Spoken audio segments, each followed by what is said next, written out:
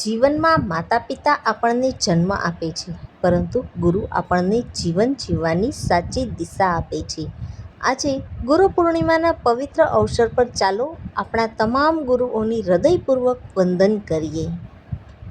નમસ્કાર, આદરણીય આચાર્યશ્રી, ઉપસ્થિત મહાનુભાવો, વાલીગણ અને મારા વહાલા મિત્રો. આજે હું દીપા પરમાર આપ સૌ સમક્ષ ગુરુ પૂર્ણિમા વિષય પર થોડા શબ્દ રજૂ કરવા આવી છું. સૌ પ્રથમ આપ સૌને ગુરુ પૂર્ણિમાની હાર્દિક શુભેચ્છાઓ.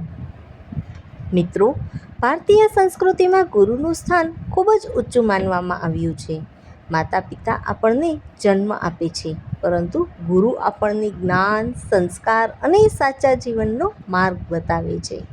એટલે જ કહેવાયું છે કે ગુરુર્ બ્રહ્મા ગુરુર્વિષ્ણુ ગુરુર્દેવો મહેશ્વર ગુરુર સાક્ષાત પરબ્રહ્મ તસ્મૈ શ્રી ગુરવે નમઃ.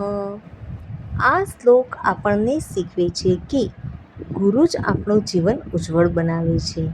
ગુરુ પૂર્ણિમાનો દિવસ મહાન ઋષિ વેદ વ્યાસજીની જન્મ જયંતિ તરીકે ઉજવવામાં આવે છે. તેમણે મહાભારત, 18 પુરાણો અને અનેક મહાન ગ્રંથોની રચના કરીને સમગ્ર વિશ્વને જ્ઞાનનો અમૂલ્ય ખજાનો આપ્યો છે.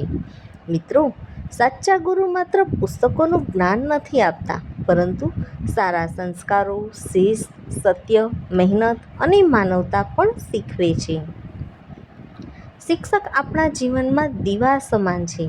જેમ એક દીવો બીજા દીવાને પ્રગટાવે છે, તેમ ગુરુ પોતાના જ્ઞાનથી હજારો વિદ્યાર્થીઓનું ભવિષ્ય ઉજ્જવળ બનાવે છે. આજે આપણે સૌ આપણા ગુરુઓનો આભાર માનવો જોઈએ, કારણ કે આજે આપણે જે કંઈ છીએ તેમાં આપણા શિક્ષકોનું ખૂબ મોટું યોગદાન છે. ચાલો આજના શુભ દિવસે આપણે સૌ એક સંકલ્પ કરીએ. આપણે હંમેશા ગુરુનું સન્માન કરીશું, તેમના દ્વારા અપાયેલા જ્ઞાનનો સદુપયોગ કરીશું. મહેનત, શિસ્ત અને સદાચારના માર્ગ પર ચાલીને આપણા ગુરુઓનું નામ ગૌરવપૂર્ણ બનાવીશું. અંતમાં હું એટલું જ કહીશ કે ગુરુ વિના જ્ઞાન નથી, જ્ઞાન વિના વિકાસ નથી અને વિકાસ વિના સફળ જીવન શક્ય નથી.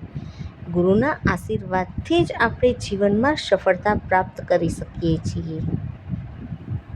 ચાલો આજે ગુરુ પૂર્ણિમાના આ પવિત્ર દિવસે આપણે સૌ આપણા ગુરુજનો પ્રત્યે આદર, કૃતજ્ઞતા અને સન્માન વ્યક્ત કરીએ.